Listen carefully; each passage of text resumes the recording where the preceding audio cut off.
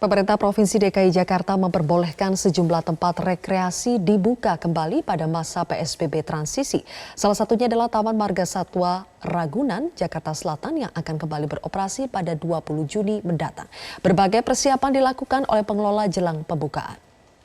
Dan laporan selengkapnya pemirsa akan disampaikan oleh reporter Edra Pramaskara dan juru kamera Yahdin Syafrizal. Ada kabar gembira bagi Anda yang sudah tidak sabar untuk berkunjung dan juga bertamasya di area Taman Marga Satwa atau Kebun Binatang Ragunan, Jakarta Selatan. Karena pada 20 Juni 2020 mendatang, Kebun Binatang Ragunan akan kembali dibuka setelah sempat tutup sejak 14 Maret 2020 lalu pada masa pembatasan sosial berskala besar atau PSBB di wilayah DKI Jakarta. Meski demikian, ada sejumlah hal yang harus diperhatikan oleh pengunjung selama Kebun Binatang Ragunan ini dibuka kembali pada masa PSBB transisi. Karena dari pihak pengelola ini menerapkan sejumlah aturan serta protokol kesehatan demi mencegah penyebaran dari virus COVID-19.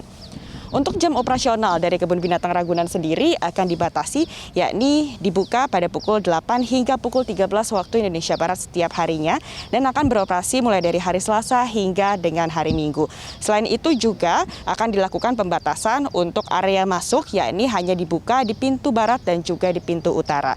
Selain itu pengunjung juga hanya dibatasi sebanyak 1.000 orang setiap harinya, di mana jumlah ini tidak sampai setengah dari kapasitas Kebun Binatang Ragunan, di mana normalnya ini bisa hingga mencapai 50.000 pengunjung setiap harinya.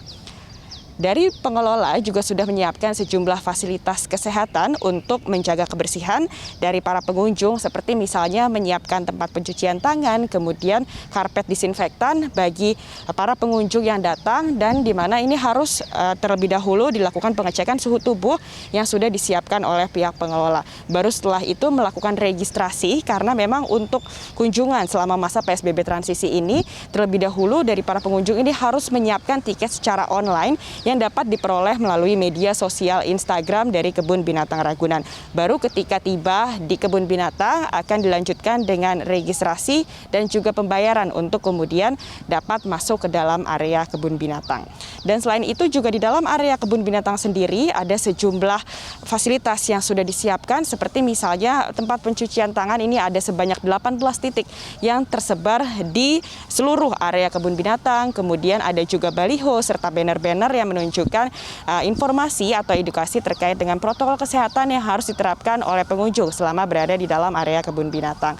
Dan selanjutnya dari para pengunjung ini juga ada beberapa hal yang tidak diperbolehkan untuk dilakukan selama di dalam area Kebun Binatang, yakni tidak diperbolehkan untuk membawa tikar atau karpet begitu atau duduk di dalam area-area fasilitas.